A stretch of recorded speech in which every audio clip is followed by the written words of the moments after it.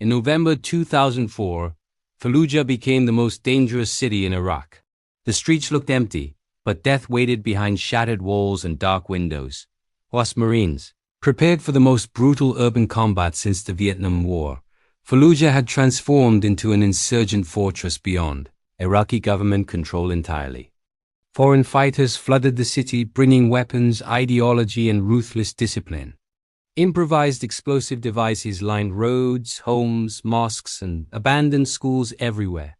Snipers occupied rooftops, minarets, and skeletal apartment buildings across the entire city. Underground tunnel networks connected houses, allowing insurgents to move unseen freely. Fallujah itself became a weapon aimed directly at invading American forces.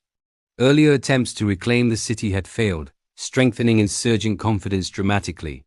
The city became a global symbol of violent resistance against American presence. 4 American contractors were captured, killed, mutilated, and displayed publicly. Their bodies were dragged through streets and hung from bridges.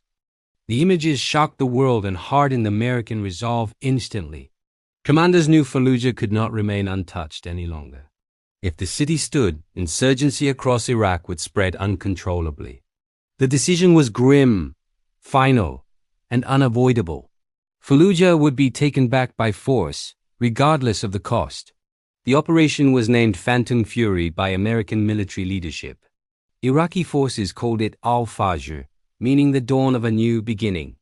It would become the largest American offensive since the Vietnam War.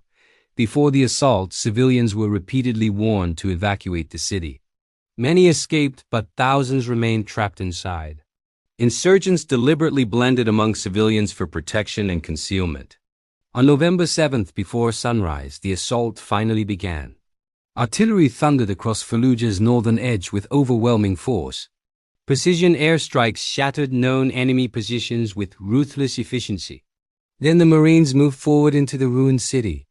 Thousands crossed into Fallujah under constant hostile observation and fire. Every step risked triggering hidden explosives beneath cracked pavement. Silence vanished instantly once boots touched the city streets. Gunfire erupted from windows, rooftops, alleys, and collapsed doorways simultaneously. Insurgents attacked from every direction without warning or mercy. There were no safe zones anywhere inside Fallujah. Every building became a potential fortress filled with danger. Every doorway threatened instant death without hesitation. Marines advanced slowly and deliberately, refusing reckless movement forward. Speed meant death in Fallujah's narrow corridors and alleys. Patience became the most valuable weapon available. Explosive charges breached doors before any entry attempts. Rooms were cleared in seconds or lost forever.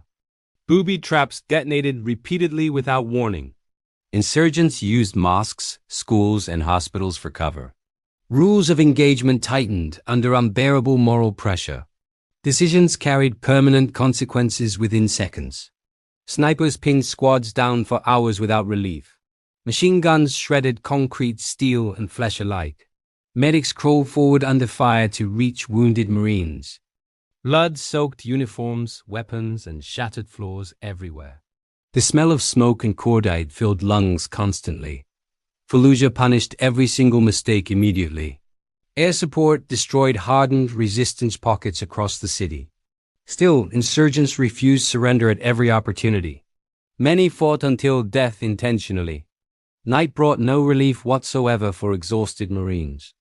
Infrared optics revealed movement everywhere after darkness fell. Sleep became rare and fragmented. Exhaustion blurred judgment dangerously for everyone involved.